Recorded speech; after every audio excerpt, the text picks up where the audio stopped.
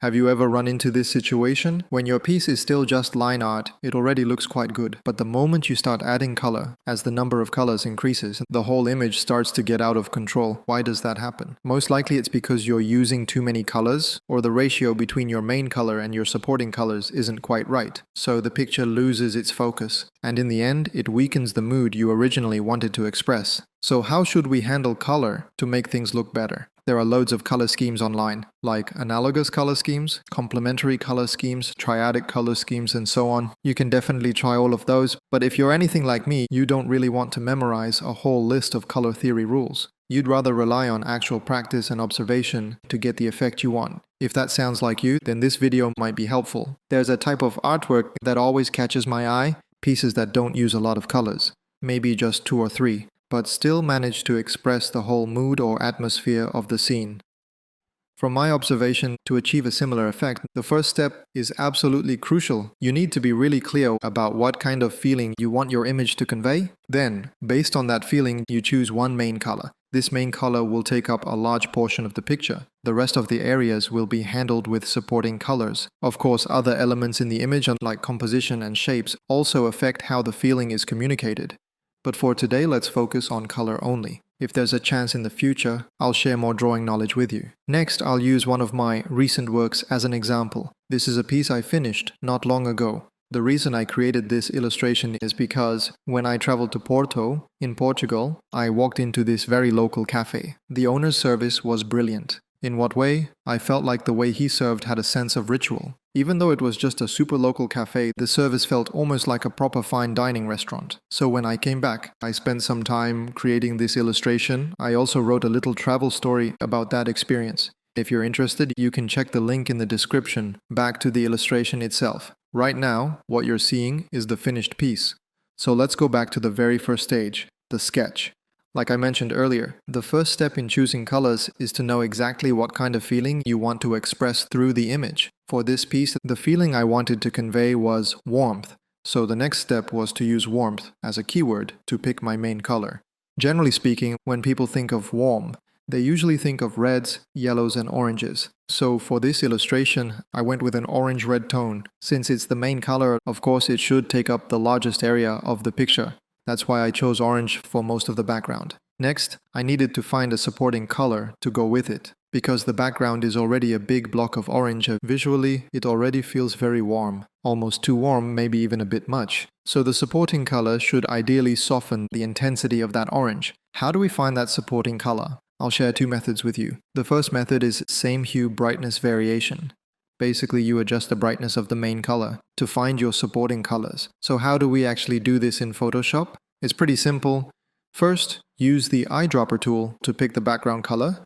Then, use the brush tool to paint a swatch of that color on an empty area. Next, open the color panel. You can find color under the window menu. Once it's open, click the little menu icon in the top right corner and switch to the lab sliders mode. You'll see 3 sliders, L, A, and B. For now, we're going to ignore A and B. We'll mainly adjust L, which is the lightness. Dragging it to the left makes the color darker. Dragging it to the right makes the color lighter. This is how we use brightness to find supporting colors. So with this orange here, I first drag the L slider all the way to the right to get a lighter color. That gives me a light orange-yellow. Then, if I drag the slider in the opposite direction, I get a darker orange-brown. The next step is to place these 2 new colors into the artwork and observe how they look. First, I choose the light orange-yellow for the character's clothing. Why start with the clothes and not some other element? The reason is that I'm following the 60-30-10 rule for coloring. What does that mean? Roughly, the main color takes up about 60% of the picture. Supporting colors take about 30%, and the remaining 10% is used for accent colors.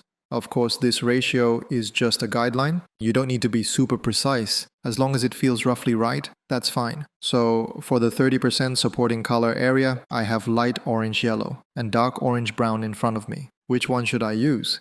I go back to my purpose. My goal is to neutralize the strength of the orange. Light orange-yellow is a more neutral color, and it does exactly what I want. Plus the clothing of the characters takes up a fairly large area in the picture, so it makes sense to color the clothes first, rather than other elements. Once the clothes are done, I use the dark orange-brown for the character's trousers. At this point, I still haven't decided on the skin tone. That's because I haven't quite figured out what kind of skin color I want to use. If I choose a very light off-white, it's going to be too close to the clothing color. So in this situation, I just leave the skin blank for now and don't rush that decision. Next, I'll introduce the second way to find a supporting color. The second method is the complementary color method. First, I press Command-J to duplicate my sketch layer and move the copy to the side. Then I use the eyedropper tool to pick the orange background color again. In the color panel, I click the menu icon in the top right and choose Color Wheel. You'll see two shapes here, a circle and a triangle. The circle represents hue.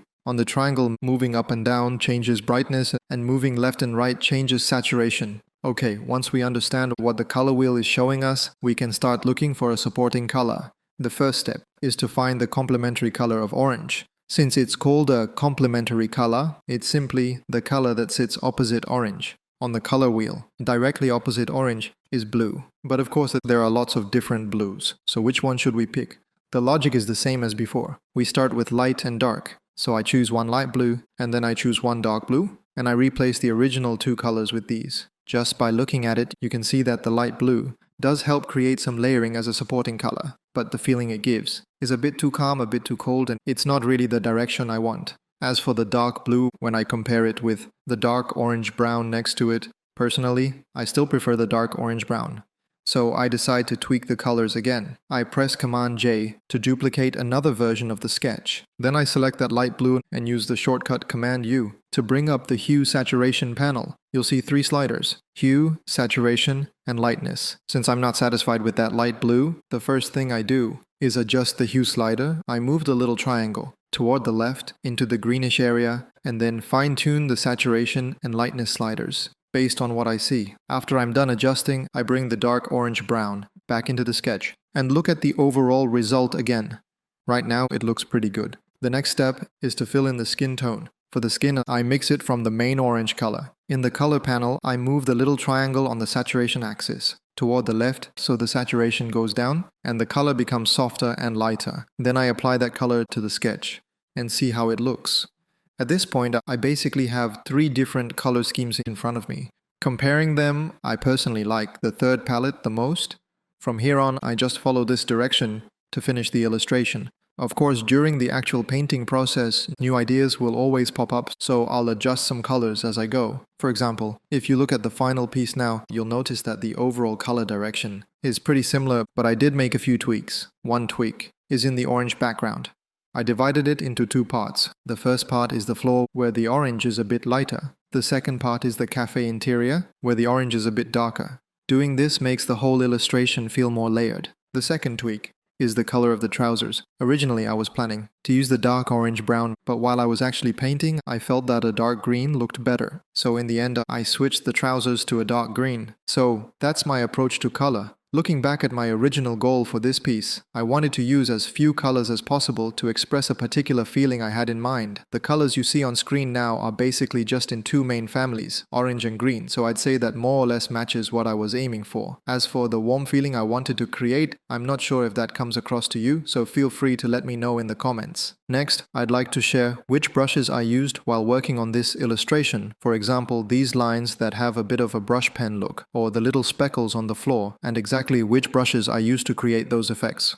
I also want to talk a bit about my coloring process, like how I built up the layered, almost watercolor-like texture in the character's trousers. And I'll go over which texture file I used to create the paper grain in this illustration. All of that extra content will be available in the paid members area on my Patreon, so if you're interested, you're very welcome to join. Once you become a paid member, you'll be able to see even more content about illustration and the creative process. That's it for today's sharing. If you have any questions, feel free to leave a comment and let me know, and I'll see you next time.